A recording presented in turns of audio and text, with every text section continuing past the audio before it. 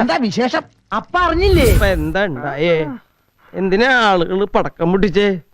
ഇന്ന് വിഷുവാ. ഇതേതാ സ്ഥലം? പാകിസ്ഥാനെ വീണ്ടും വിറപ്പിച്ച് ഇന്ത്യയുടെ ശക്തമായ തിരിച്ചടി. എന്റെ നിർദ്ദേശങ്ങളുടെ പ്രതികരണം പറഞ്ഞില്ല. പ്രതികരണം അറിയാൻ കാത്തു നിന്നാൽ കുഴപ്പം ചെയ്യും. അല്ലെ എണീക്കാനല്ലേ പറഞ്ഞത്? അതൊക്കെ പോണ വഴിക്ക് പറഞ്ഞു. അതിർത്തി കടന്ന് പാകിസ്ഥാൻ നടത്തിയ ആക്രമണ നീക്കം തകർത്തിന്ത്യ. നിങ്ങളുടെ ഈ ഉണ്ടച്ചുരുട്ടെന്ന് എന്നോട് വേണ്ട, അടിച്ചാൻ കണ്ണിയാൻ. ഇസ്ലാമാബാദ്, കറാച്ചി, ലാഹോർ, സിയാൽകോട്ട് എന്നിങ്ങനെ പ്രധാന പാക് നഗരങ്ങളെ വിറപ്പിച്ച തിരിച്ചടി ഇന്ത്യ നൽകി. നീ ഇങ്ങനെ നിരാശപ്പെടാതെ. നിരാശയല്ലടാ, നിന്നെ പോലത്തെ ഒരു മരമണ്ടന്റെ കൂടെ ഇങ്ങനെ ഒരു മണ്ടത്തരത്തിന് ഇറങ്ങി തിരിച്ചല്ലോ ഓർത്ത് ചെയ്തു പോയത്. പ്രധാനമന്ത്രിയുടെ വസതിക്കടുത്ത് വരെ എത്തിയ പ്രത്യാക്രമണത്തിൽ പാകിസ്ഥാൻ ഞെട്ടിവിറച്ചു. ആ പഹൽഗാമിലെ കാലൻകൂട്ടത്തിന് അവരുടെ തലച്ചോറിൽ വെറുപ്പ് കുത്തിവെച്ച് കടത്തിവിട്ട ഭീകരവാദി അപ്പന്മാരുടെ അണ്ണാക്കിലേക്ക് വരുന്നുണ്ട്. എങ്ങനെയാ തടി ഊരാൻ പറ്റാന്ന് ഞാനൊന്ന് ചിന്തിക്കട്ടെ. റഫാലും മിറാഷും തീർക്കുന്ന വെടിക്കെട്ട് എന്ന് നേരത്തെ പറഞ്ഞത് 26 കൂടപ്പിറപ്പ് ചോര കണ്ട വൈകാരികതയിൽ മാത്രമല്ല, ഈ രാജ്യത്തിന്റെ പട്ടാള ശക്തിയെക്കുറിച്ചുള്ള ഉറച്ച ബോധ്യത്തിലാണ്. എണ്ണം പറഞ്ഞ ഭീകര കേന്ദ്രങ്ങൾ, നരകങ്ങളുടെ ഹെഡ്ക്വാർട്ടേഴ്സ്, അജ്മൽ കസബിന് കോൾമാൻ ഹെഡ്ലിക്കടക്കം ഉരുമ്പട്ട യാത്രയ്ക്ക് പടച്ചട്ടയിട്ട് വിട്ട മുരീദ് കെ.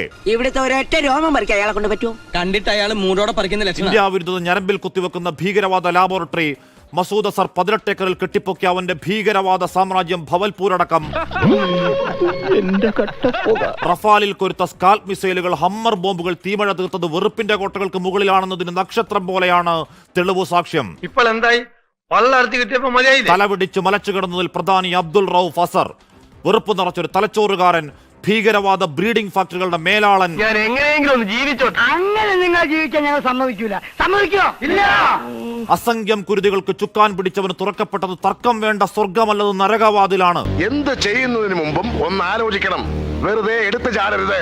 എന്താ ഇപ്പൊ എടുത്തു ചാടിയാല്? കുണ്ടി കുത്തി വീഴും. സ്വർഗീയ താഴ്വരെ ചോരയിൽ മുക്കി രാജ്യത്ത് വർഗീയ കലാപങ്ങൾ ഉന്നമിട്ട് മതം ചോദിച്ച് പാവങ്ങളെ പോയിന്റ് ബ്ലാങ്കിൽ തീർത്തു കളഞ്ഞ അധമപ്പടിക്ക് കിട്ടിയ ശിക്ഷയാണെന്ന് പാകിസ്ഥാൻ അറിയാം, ചൈനയ്ക്കറിയാം, സകല ലോകത്തിനും അറിയാം. എന്നിട്ടും തീർന്നു അഹന്ത.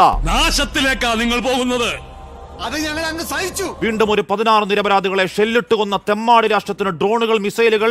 ഈ പോയ രാത്രി ലക്ഷ്യം വെച്ചത് ശ്രീനഗർ അടക്കം ജലന്ധറും ലുധിയാനയും അടക്കം രാജ്യത്തിന്റെ പ്രധാന നഗരങ്ങളാണ്. അഭിമാനം വേണം, അഭിമാനം.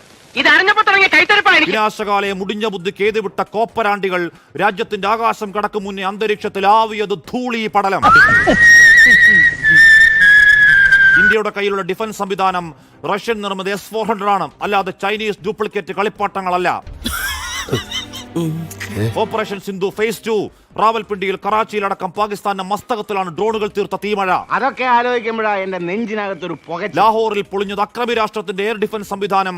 പാകിസ്ഥാന്റെ ആകാശം ഇപ്പോൾ ഉടുതുണിയില്ലാത്ത മട്ടിൽ നഗ്നമാണ്. എന്നെ കൊണ്ടൊന്നും പറയിപ്പിക്കണ്ട.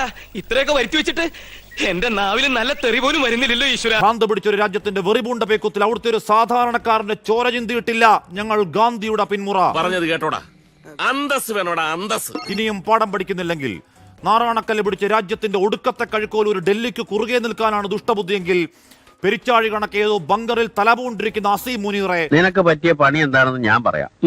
റാവൽപിണ്ടിയിൽ ഒരു പച്ചപ്പതാക മാറുന്ന പട്ടാള ആസ്ഥാനം അവിടെ വേണോ എന്ന് ഞങ്ങൾ തീരുമാനിക്കും, ഈ രാജ്യം തീരുമാനിക്കും.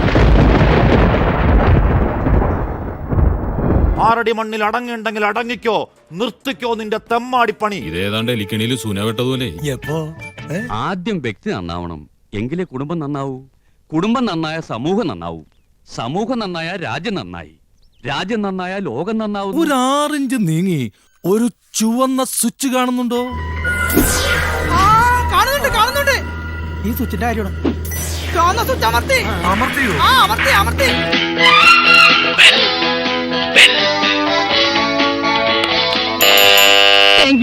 ഈ ഉപകാരം മറന്നാലും ഞാൻ മരിക്കില്ല. ഇതൊക്കെ എന്ത് അപ്പോ നാളെ നേരത്തെ തന്നെ ഇങ്ങോട്ട് എത്തണം കേട്ടോ. ശരി.